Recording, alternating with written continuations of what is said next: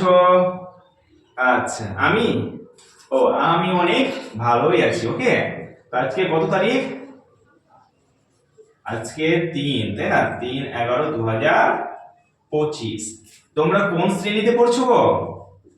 আচ্ছা, দশম, তাই তো? দশম শ্রেণীতে পড়ছো। তোমরা জানো আজকে আমাদের কি বিষয় পড়া রয়েছে? না, বাংলা ব্যাকরণ, তাই তো? বাংলা ব্যাকরণ আছে আমাদের পড়া রয়েছে।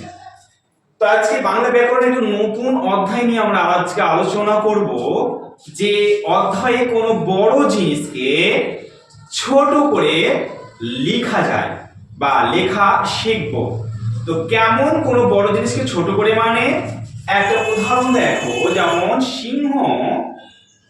সিংহ চিহ্নিত আসন সমান সিংহাসন। তো এই দেখো, সিংহ চিহ্নিত আসন ইকুয়াল সিংহাসন, দুটোর মানেই কিন্তু এক। এখানে বড় করে লেখা আছে, এখানে আমি ছোট করে লিখলাম। যদি ভালো ভাষায় বলি, সংক্ষেপ করে লিখলাম। তাহলে এই বাক্য বা বাক্যাংশটির সংক্ষিপ্ত রূপ হচ্ছে আমার কি এই পদটা, তাই না? হ্যাঁ, তোমরা ঠিকই ধরে ফেলেছো। আজকে আমি আলোচনা করছি তোমাদের সামনে কি বিষয় নিয়ে? আজকে আমরা কি পাঠ নিয়ে আলোচনা করছি? পাঠটা কি হবে আমাদের? না, সমাস। ওকে, তোমরা ধরে ফেলেছো। হ্যাঁ, সমাস। এই যখন তোমরা পড়েছো ক্লাস 8-এ, তাই তো? তো এই যে সমাস, তাহলে সমাস কিন্তু খুব ভয়ানক জিনিস নয়। এটা কিন্তু পাঠ কমপ্লিট করতে 6 মাস নয়, 6 ঘন্টাতেই হয়ে যাবে, যদি একটু মনোযোগ দিয়ে আমরা সমাস শব্দের অর্থ, সমাস কি, কাকে বলে, কি জিনিস, এর কাজ কি, যদি আমরা সমস্তটাই একটু একটু করে বুঝে ফেলি। ওকে, তো সমাস শব্দের অর্থটাই হলো সংক্ষেপ। সংক্ষেপ, দেখো এখানে একটি বাক্য বা বাক্যাংশটিকে সংক্ষেপে লিখেছে, অর্থাৎ সমাস করেছে।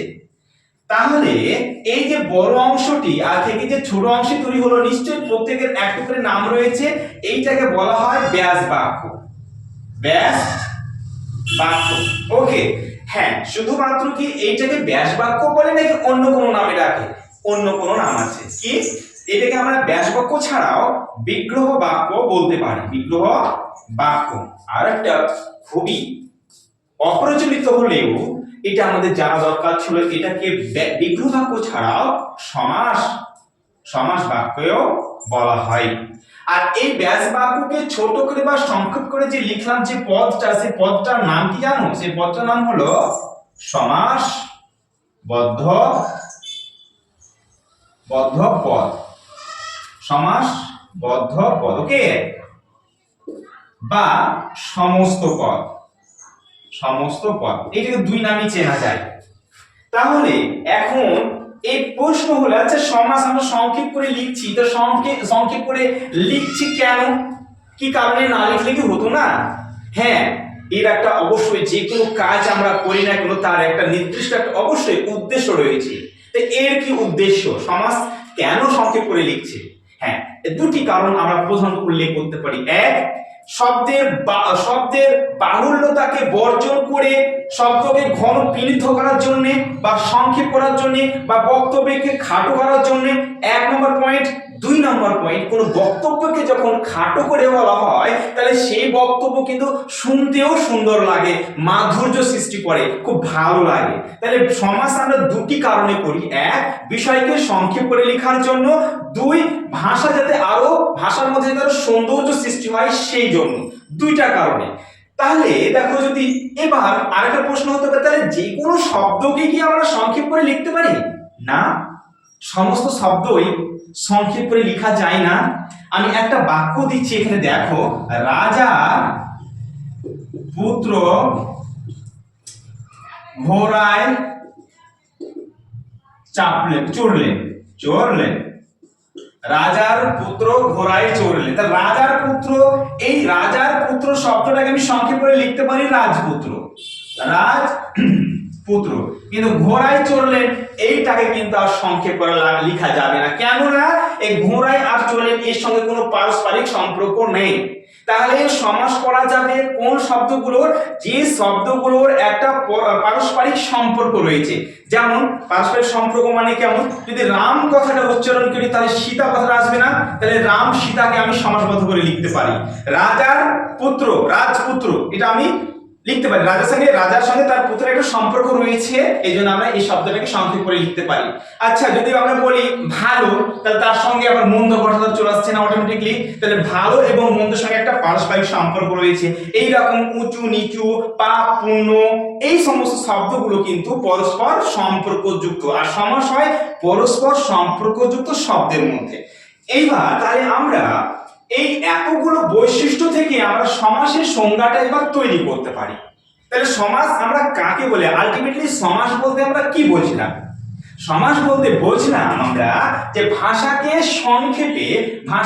সংক্ষেপে সুন্দর করে বলার উদ্দেশ্যে, কি উদ্দেশ্যে? সুন্দর করে বলার উদ্দেশ্যে দুই বা ততোধিক পারস্পরিক সম্পর্কযুক্ত পদকে এক পদে পরিণত করে লেখার প্রক্রিয়াকেই বলা হয় সমাস। আশা করি এইটুকু তোমরা বুঝতে পেরেছো। এবার সমাস তো আমরা বুঝলাম যে সমাস কাকে বলে, তাহলে এবার এই ব্যাস বাক্য এটাকে বলছে বিগ্রহ বাক্য। যদি প্রশ্ন আসে বলো তো ব্যাস বাক্য কাকে বলে, বা প্রশ্ন আসবে সমাসবদ্ধ পদ কাকে বলে, তাহলে কি উত্তর লিখবো? আমরা বলতে পারি যদি ব্যাস বাক্য কাকে বলে এটা সংজ্ঞা নির্ধারণ করার আগে তুমি জিনিসটা দেখো সমাসবদ্ধ পদটাকে দেখো এখানে ব্যাখ্যা করে লেখা আছে, তাই না? সিংহাসন শব্দটাকে এখানে দেখো ব্যাখ্যা করে লেখা আছে। তাহলে আমরা ব্যাস বাক্য বলতে এই সংজ্ঞা যদি আমরা আবিষ্কার করি তাহলে কি ভুল বলবো?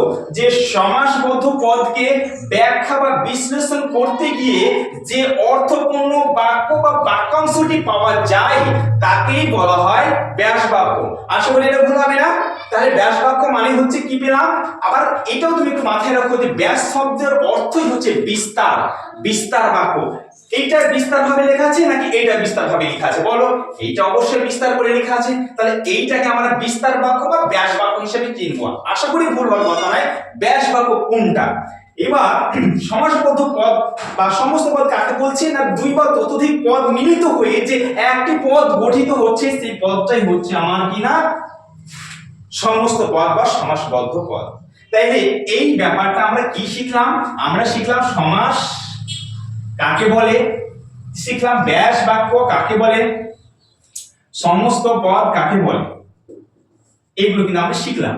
তারপরে আরেকটু জিনিস আমরা একটু শিখে নেবো এই জায়গাটা থেকে, যেটা দরকার আমাদের, যে এই যে এখানে সিংহ, চিহ্নিত, আসন, তিনটি পদ রয়েছে। এই প্রত্যেকটা পদের একটা পরিচয় রয়েছে। এই প্রত্যেকটা পদকে সমসমান পদ বলা হয়। অর্থাৎ সমসমান পদ কোনগুলোকে বলে জানো? সমসমান শব্দটার অর্থ হচ্ছে এক হচ্ছে এমন, দেখো এই পদগুলো এক হচ্ছে না, এই পদগুলোকে বলছে সমসমান পদ। তাহলে এই সমসমান পদ কাকে বলে যদি বলে তাহলে আমরা এইভাবে বলে দিতে পারি যে ব্যাস